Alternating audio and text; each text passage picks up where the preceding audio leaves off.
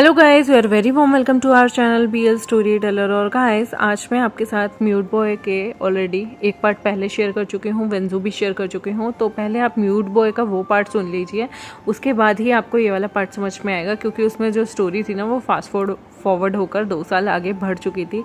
तो please guys पहले उसे सुन लीजिएगा, फिर ही आपको ये वाली चीज़ समझ में आएगी। तो चलिए आज के एपिसोड को हम शुरू करते हैं। जैसे कि हम देखते हैं कि तैयारियाँ शुरू हो गई थी और यहाँ पर जो हमारे लेंस से ना उन लोगों को इनविटेशन आ गया था कि अब उन्हें 2 साल बीतने पे अब उन्हें युनमक के लिए ऑफिशियली आने का इनविटेशन आया था, जहाँ पर वो युनमक सेक्ट को विज़िट करेंगे और वीइंग को एज अ ब्राइड पूरी अथॉरिटी के साथ वो अपने साथ लेके आएंगे। यहाँ पर वो काफ़ी ज़्यादा एक्साइटेड थे, क्योंकि लंजा और उसके बीच में जो शादी हुई थी वो बस परिवारजनों और एक आधे दोस्त को बुलाकर की गई थी। बाकी बहुत ही छुटपम सी शादी हुई थी, क्योंकि बहुत सारे लोगों में गॉसिप नहीं फैलानी थी, इसलिए उन्होंने छोटी सी शादी की थी। लेकिन आज लोग बहुत ज़्यादा एक्साइटेड थे, बहुत ज़्यादा। लवांग जी से तो बिल्कुल भी इंतज़ार नहीं हो रहा था। उसने तो सारी तैयारियां, सारी पैकिंग करके रख ली थी। उसने अपनी शादी की ड्रेस भी चूज़ कर ली थी। विंग के लिए जितना भी डाउरी का मनी था वो ब्राइड प्राइस लेके जा रहा था, क्योंकि यहाँ पर क्या होता है कि ब्राइड को इन लोगों को पैसे देने होते हैं जब ये शादी करते हैं, और ब्राइड के लिए क्या क्या कर सकते हैं, ये बहुत सारी चीज़ें इन्होंने तैयार की हुई थी। और यहाँ पर लवांग जी जो था वो नर्वस भी था, और फाइनली उसे युनमक जाने को मिल रहा था।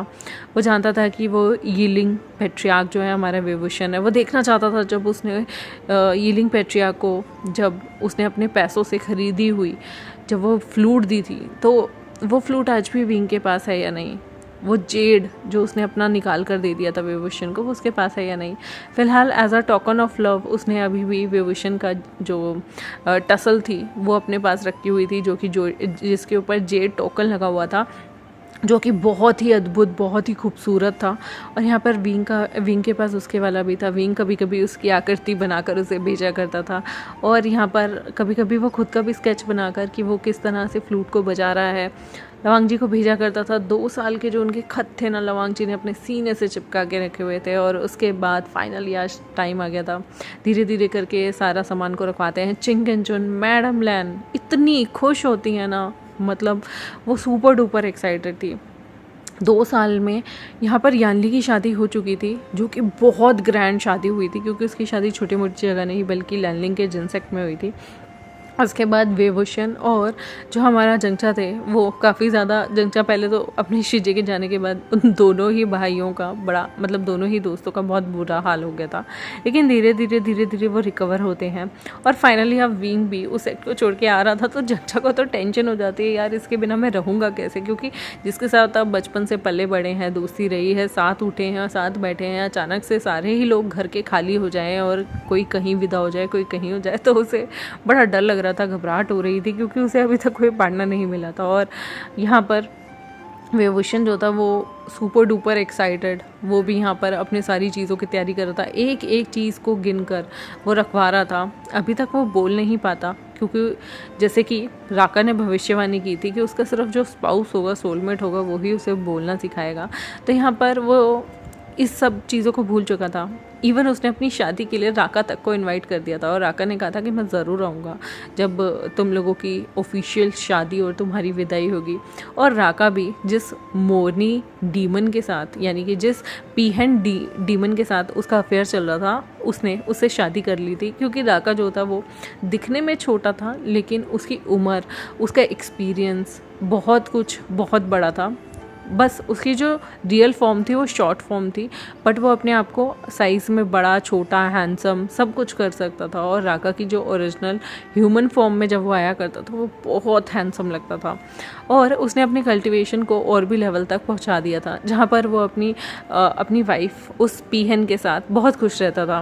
कभी कभी विंग उसे टीज भी करता था कि तुम्हें मिला पूरी जहाँ में सिर्फ एक पीकॉक है जिसके साथ तुम शादी करो। तो यहाँ पर मुस्कुराते हुए ज़ोर से हमारा जो राका होता था वो कहता था, कम से कम तुम्हारे वाले से बहुत अच्छा है, मुझे टीज़ मत करो, तुम जानते हो मैं अपनी पीहन से कितना प्यार करता हूँ। राका को अपनी पीहन बहुत पसंद थी, और उसने उसका नाम भी रखा था छोटी मोरनी।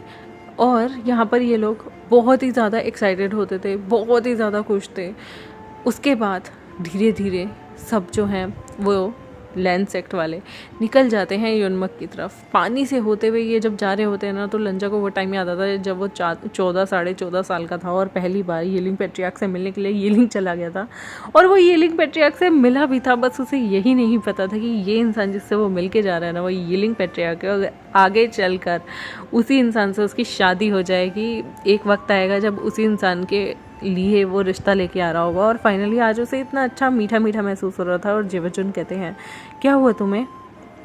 जेवजुन, जिनकी स्टार्टिंग में लगता था कि उनकी सेटिंग जो है वो हमारी जियांग यानली से हो जाएगी और जियांग यानली और उनके बीच में अफेयर रहेगा, लेकिन जेवजुन जो है वो कभी उस चीज़ को एक्सेप्ट नहीं कर पाए। दोनों के बीच कभी चला नहीं, आगे बात नहीं चली, बहुत सारी उलझनें रह गई। और इसी बीच जो बाजी थी वो मार ली थी जिन जुशियन ने यहाँ पर जियांग यानली को प्रपोज कर दिया था, उन्हें शादी के लिए बोल दिया था। और दोनों की इतनी अच्छी धीरे धीरे करके जब वो वापस युनमक आए तो दोनों के बीच में इतनी अच्छी सांठगांठ हो गई कि फाइनली उनकी शादी हो गई थी। शिचन जो थे वो अभी भी कुंवारे थे और उनके मन में जियांग यानली स्टार्टिंग में उन्हें ज़रूर पसंद थी, लेकिन धीरे धीरे उनके मन में ऐसी कोई भी चीज़ नहीं रही, कोई भावना नहीं रही और वो अपनी लाइफ में खुश हो गए। अपने सेक्ट में अपनी सेक्ट की चीज़ों को पूरे करते करते उनका जो मन था वो कहीं ना कहीं चीज़ों को लेकर काफ़ी अच्छे से रह गया था। फिर यहाँ पर उनकी लाइफ में एक ओमेगा भी आ गया था।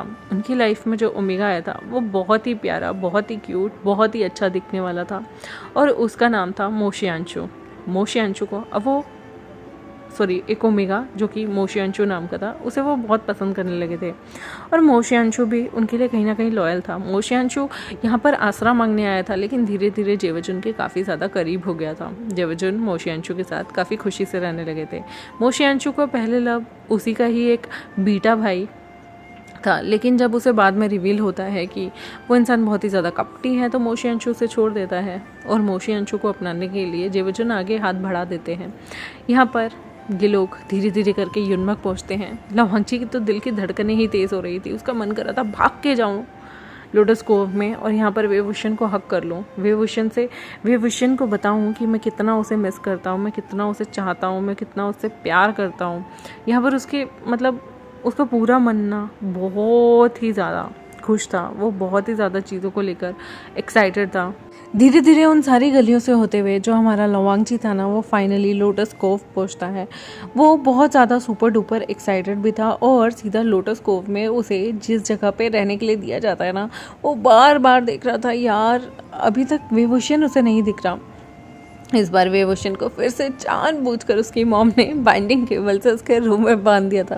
वो देखना चाहती थी कि आखिर इन दोनों में कितनी तड़प है।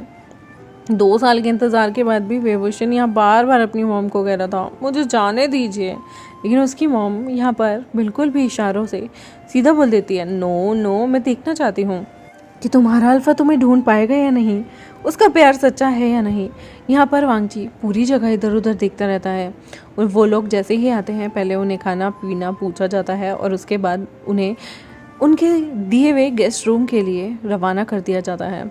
यहाँ पर लोटस कोव में 2 एरिया थे, एक वेस्ट और एक ईस्ट। यहाँ पर वेस्ट और ईस्ट में वेस्ट में जो थे जियांग्स रह रहे थे और लड़के वालों और उनसे संबंधित जितने भी लोग थे उन्हें ईस्ट में भेज दिया गया था। यहाँ विंग बेचारा वेस्ट में ही बंद था, लेकिन वो बार बार अपनी मॉम से कह रहा था कि मुझे जाना है इशारों में, बट उसकी मॉम जानबूझकर वहाँ बैठी हुई थी और कहती हैं हप अगर हिले तो बताती हूँ मैं तुम्हें, देखती हूँ लंजा तुमसे सच में प्यार करता है तो तुम्हें ढूंढ कर निकालेगा या नहीं। विंग के सामने बहुत सारी खाने की चीज़ें थी, उसका एक हाथ बाइंडिंग केबल से बंधा हुआ था, दूसरा हाथ फ्री था, पर वो बेचारा गुस्से में खाता ही नहीं है। उसे ऐसा था कि मुझे लंजा को देखना है।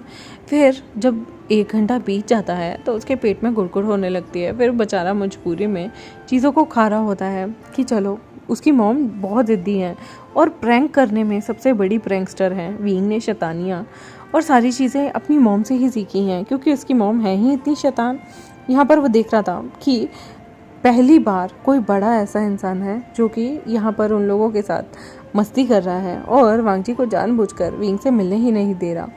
यहाँ पर विंग बेचारा बैठा रहता है और वो जानता था कि उसकी मॉम बहुत ज़िद्दी है और 1 नंबर की प्रैंकस्टर है, इसलिए बेचारा विंग शांति से बैठा हुआ था। और सब चीज़ें खाने के बाद लवांगजी जो कि विंग को ढूंढने के लिए निकलता है। वांगजी बहुत एंशियस था कि आखिर विंग उसे क्यों नहीं दिख रहा। वो इधर उधर जाता है चुपके से। उसे बहुत सारे लोग जीजू जीजू हैंगुनजुन कह कह के चिढ़ा रहे होते हैं। कभी भी बीच में उसे कोई भी पकड़ लेता था, कोई भी डिसाइपल हंस हंस के बातें करने लगता था। और लवांगची को लगता था ये लोग कितने फजूल के लोग हैं, क्यों मेरा टाइम ख़राब कर रहे हैं। बट उसे बेचारे को ये नहीं पता था कि खुद कांगसे सरन ने उस बेचारे को इंटरप्ट करने के लिए सारी चीज़ें की हुई हैं। और यहाँ पर वी चांग से कहते थे, खांग से तुम ये क्या कर रही हो, तुम जानती हो वो दोनों एक दूसरे से मिलने के लिए बेताब हैं, फिर क्यों कर रही हो। तो वो कहती है मज़ा आता है, तुम्हें नहीं पता कितना मज़ा आ रहा है, दोनों एक दूसरे से मिलने के लिए बेचैन हैं। और तुम्हें पता है जब तड़प को और भी ज़्यादा बढ़ा दिया जाए तो कितना मज़ा आता है। वो कहती हैं तुम और तुम्हारी ये हरकतें, तुम कभी नहीं सुधर सकती। वो कहती है अगर मैं सुधर जाती तो नाइट हैंड पे इतने बुढ़ापे में थोड़ी जा रही होती। यहाँ पर वो मुस्कुराकर धीरे धीरे देखने लगती हैं और वांगची को फाइनली विंग की खुशबू कहीं ना कहीं से आ ही रही थी। उसकी अल्फ़ा और ओमेगा जो बॉन्डिंग थी वो यहाँ पर इन दोनों की बहुत तेज़ हो चुकी थी। जैसे ना तैसे कर कर वांगची एक तालिस्मान फेंकता है और उसे पता चल ही जाता है विंग का कमरा कौन सा है। कांगसे सरन इतना खुश होती हैं और कहती हैं देखा देखा मुझे पता था, ये ढूंढ ही निकालेगा हमारे लड़के का, देखो इसने पता कर लिया हमारा वेवोशन कहाँ पे है।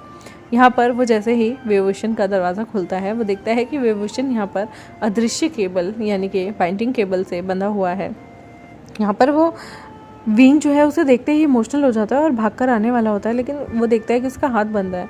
वांगची कहता है क्या हुआ, तुम्हें बांध के क्यों रखा है।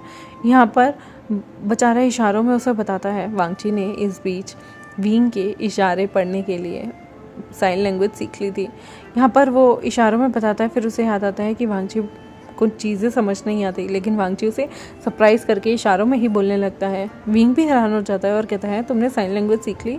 वो दोनों इशारों में बात करते हैं और विंग बोलता है मेरी मॉम प्रैंक करने के लिए मुझे यहाँ बांध गई हैं, वो जानती है मैं बोल नहीं सकता तो मुँह बांधना तो बेकार है और इसलिए उन्होंने मेरा हाथ बांध दिया।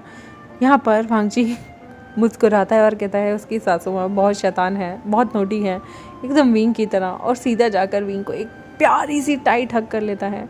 और यहाँ पर वो विंग को टाइट हग करते करते अभी कैसे करने वाला था कि तभी यहाँ पर कांगसे सरन और वी चांग से आ जाते हैं और कहते हैं वांगची बेटा यहाँ क्या कर रहे हो। वांगची की किस्मत इतनी ख़राब है ना, वो बेचारा किस ही करने वाला था कि तभी वो पीछे हट जाता है और कहता है माफ़ कीजिएगा वो मैं विंग से मिलने आया था। यहाँ पर कांगसे सरन कहती हैं चलो अब टाइम हो गया, शादी से पहले नहीं मिलना तुम्हें, यह अपशगुन माना जाता है। यहाँ पर वी चांग से कांगसे सरन का हाथ दबाते हुए कहते हैं तुम बहुत ज़्यादा स्ट्रिक्ट हो रही हो, लेकिन वो जानबूझकर आँख मारती हैं और एक आँख मार कर कहती हैं चलो वांगची बेटा जाओ अपने चैम्बर में वापस जाओ, और वो वांगची को ऐसे बोलकर भगा देती हैं। यहाँ पर विंग कहता है मॉम आपने ऐसा क्यों किया। वो इशारों में बोलता है। उसकी मॉम उसका पाउटी लिप्स देखकर कहती हैं देखा कितना मज़ा आ रहा है, तुम भी बचपन में बहुत तंग किया करते थे, मेरी रेल बना के रख देते थे, अब जब मैं तुम्हें तंग कर रही हूँ तो आ रहा है ना मज़ा। तुम्हें पता है तुम कितने खिलौने विलौने इधर उधर कर देते थे और मैं पूरा दिन सफाई करती रहती थी। अब जब मुझे मस्ती करने का मौका मिला है तो मैं तुम्हें नहीं छोड़ूंगी, मैं तुम्हें बताऊंगी कि मुझे मस्ती करना कितना पसंद है। यहाँ पर विंग की तो जान निकल रही थी, पर कांगसे सरन को बड़ा मज़ा आ रहा था अपने दामाद और अपने बेटे की क्लास लगाने में। यहाँ पर वो कहती हैं चलो मैं देखती हूँ लवांगची यहाँ कैसे आएगा। वो जानबूझकर उस कमरे से जाती हैं। विंग की बाइंडिंग केबल से हाथ अभी भी नहीं खोले थे और तालिस्मान लगाकर उसे लॉक करके 2-4 उसके दोस्तों के साथ छोड़कर चली जाती हैं। यहाँ डिसाइपल कह रही होती हैं। विंग कहता है प्लीज़ मुझे यहाँ से जाने दो। डिसाइपल कहती हैं ये बाइंडिंग केबल और ये जो उन्होंने तालिस्मान लगाया ये हमें खोलना नहीं आता। विंग यहाँ पर बेचारा सर पकड़ के बैठ जाता है। मॉम वो मन में सोचता है आप ऐसी क्यों हैं। यहाँ पर वांगजी की भी हालत खस्ता हो रही थी, वो शर्मिंदा भी हो गया था। यहाँ पर वो अपनी मॉम के पास आता है और कहता है विंग की मॉम मुझे मिलने नहीं दे रही, मॉम प्लीज़ उनसे बात कीजिए ना। वो कहती हैं कांगसे ऐसी ही है, उसे ये सब चीज़ें बहुत पसंद हैं, तुम्हें पता है शादी के बाद उसका इकलौता बच्चा तुम्हारा हो जाएगा, तो जब तक वो उस पर हक जता रही है जताने दो, उसके बाद तो विंग तुम्हारा है ना। यहाँ पर वांगजी कहता है बट मुझे उससे मिलना है। उसकी मॉम कहती है बेटा शादी के बाद मिल लेना ना, और तुम इतना क्यों सोच रहे हो, वैसे भी शादी कल ही है, कल सुबह ही है, तो तुम्हें इतना घबराने की ज़रूरत नहीं। वांगजी जो है वो कैसे बताए कि ये जो कल सुबह शादी है ना, ये कुछ क्षण उसके लिए, ये कुछ घंटे उसके लिए कितने मतलब बिताना ही बड़ा मुश्किल हो रहा है यार। वो बेचारे ने 2 साल से सब्र किया है और बेचारा बस किस करने वाला था, किस करने वाला था। यहाँ पर वांगची जो था वो जैसे तैसे देखता है रात हो गई है, वो लोटस कोव में उसका कहीं मन ही नहीं लग रहा था। वो जानबूझकर वेस्ट साइड में आता और विंग के ही जो ऊपर इन था, मतलब जहाँ पे वो रुका हुआ था उस साइड, उसकी छत पे जाकर बैठ जाता, विंग से बात करने की कोशिश करता। यहाँ पर वो मन में सोच रहा था, अरे मेरी सासू माँ कितनी क्रूर हैं बेचारा। यहाँ पर वो लोग जैसे तैसे करके रात बिताते हैं। वो विंग की खिड़की से विंग को देख रहा होता है। विंग खिड़की तक भी नहीं जा रहा था, बाइंडिंग केबल ने उसे बांधा हुआ था, लेकिन वो दूर बैठा बैठा उससे बातें करता रहता है। लंजा भी खिड़की से ही खड़ा खड़ा उससे बातें करता है, क्योंकि तैलिस्मान लगा था गेट पे, वो अंदर जा नहीं सकता था। यहाँ पर विंग और वो एक दूसरे से बहुत सारी बातें करते हैं। विंग रोने भी लग जाता है क्योंकि वो इमोशनल था, 2 साल बाद एक दूसरे को देखा था। विंग यहाँ पर उसे कहता है तुम वहीं रहना, और इशारों में ही वो दोनों बातें कर रहे थे। वो वहाँ पर उसे फ्लूट भी दिखाता है और वहाँ पर उसे वो उसका जेट पेंडेंट भी दिखाता है, टसल, जो कि वांगची ने उसे दी थी। वो सब चीज़ें दिखाता है और वांगची भी उसे दिखाता है, देखा ये हमारा टोकन ऑफ लव है। विंग मुस्कुराता है और कहता है याद है तुम्हें, एक वक्त पे मैंने तुम्हें कहा था कि तुमसे जो हीलिंग पैट्रियार्क है वो ज़रूर मिलेंगे, तुम्हें यन में करना पड़ेगा, पर मैंने नहीं सोचा था तुम हीलिंग पैट्रियार्क से शादी कर लोगे। यहाँ पर खड़े खड़े जो हमारा प्यारा सा लंजा था वो हंस रहा था और कह रहा था ऑफ कोर्स मैंने भी नहीं सोचा था। यहाँ पर ये लोग ऐसे ही खड़े खड़े बातें करते रहते हैं। तभी यहाँ पर कांगसे सरन आती हैं मैडम लैन के साथ, और वो वांगजी को कहती हैं तुम यहाँ क्या कर रहे हो, तुम्हें पता है ना कल कितना बड़ा दिन है, अगर तुम विंग को डिस्टर्ब करते रहे तो उसका ग्लो चला जाएगा, जाओ यहाँ से वरना मैं शादी कैंसिल कर दूंगी। और वो फिर से बेचारे वांगजी को वहाँ से भगा देती हैं। वांगजी जो यहाँ पर किसी की नहीं सुनता था, अपनी सास की सुन रहा था, क्योंकि वो विंग से शादी करने के बाद मन में सोचता है आपको तो मैं शादी के बाद बताऊँगा। यहाँ पर मैडम लैन कहती हैं क्यों मेरे वांगजी से मजे ले रही हो, तो वो कहती हैं क्यों मजे ले रही हूँ, मुझसे बिना बताए इन लोगों ने एक दूसरे को मार्क कर दिया, शादी कर रही हम लोगों ने इनकी, वो भी इतने सुनसान तरीके से। मैं पूरा बदला लूँगी। मुझे पता है कितना चाव था, मैं एक सुंदर सी ड्रेस पहनना चाहती थी इनकी शादी में, कितने गंदे कपड़े पहन के हम लोगों ने इनकी शादी में इन्वॉल्व हुए थे, एक ढंग की ड्रेस भी नहीं थी मेरे पास, इन्हें पनिशमेंट मिलनी चाहिए। और वो मुस्कुराती है। यहाँ पर मैडम लैन कहती हैं तुम कभी नहीं सुधर सकती कांग से, तुम हमेशा से ही ऐसी हो, चुलबुली सी, मस्ती करने वाली, तभी नो डाउट चिरन को तुम इसलिए पसंद थी। यहाँ पर वो कहती हैं चिरन और फिंगमिया का नाम मत लो, मैडम यूँ सड़ जाएगी और मेरे बेटे की शादी यहाँ पर बहुत बुरी कर देगी वो कहती है ठीक है, पुरानी बातों को हमें भूल जाना चाहिए वक्त रहते ही। यहाँ पर गाइस देखते हैं जब विंग और वांगजी की शादी होगी और वांगजी की जो तड़प है ना किसको लेकर, वो बेचारे की कब पूरी होगी, कैसे वो लोग यहाँ पर इन लोगों को जो टॉर्चर कर रहे हैं। वांगजी तो मुझे नहीं लगता फिर विंग को रूम से कुछ दिनों तक बाहर निकलने देगा, जितना उस बेचारे को तड़पाया जा रहा है ना, वो पूरी अपनी जो मिलन की बेला है ना उसे पूरा कंप्लीट करके रहेगा। देखते हैं आने वाले एपिसोड में, तब तक मेरे चैनल को सब्सक्राइब, वीडियोस को लाइक, बेल आइकन को प्रेस कर दें। मिलते हैं आपसे 21 पार्ट में, तब तक के लिए बाय बाय।